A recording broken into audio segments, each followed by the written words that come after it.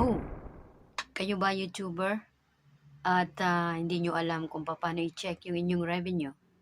Dahil this time ay binago na yung settings nito.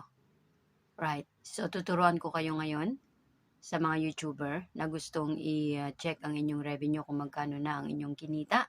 Tara, samahan nyo ako. Check natin. Okay, so ito yung ating YouTube channel. Punta tayo ngayon dito sa Manage Videos. I-click. Right, so na-click na natin yung ating Manage Videos. Ito ang lumabas. So dito tayo ngayon sa gilid, dito sa right side. Ayan, i-click natin yung Earn. To. Yan, Earn. So ngayon ay dito ang lumabas. So, to make it easy, may nakikita tayo dito na AdSense. Ayan o.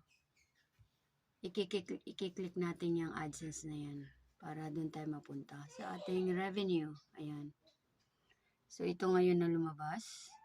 Pupunta tayo sa AdSense. So, based on this chart, makikita natin dito ay 000. So, ang iniisip ng iba, wala silang revenue. Pero meron eh. So, pupunta tayo ngayon dito sa payments. Yan, nakikita nyo yung payments na yan. I-click natin yan.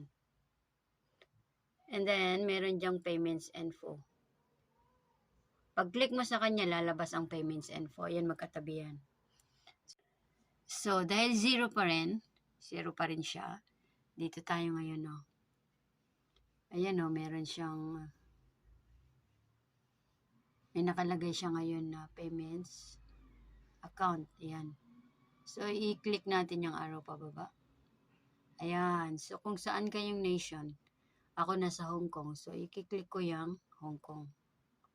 Diyan ngayon lalabas ang ating kinita. So, ayan, no, kalahati pa lang ang aking nakukuha kasi nasa maximum ako.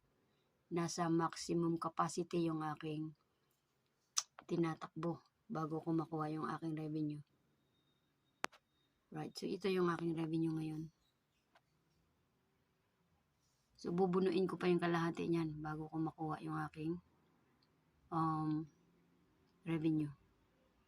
Right, so ganyan lang.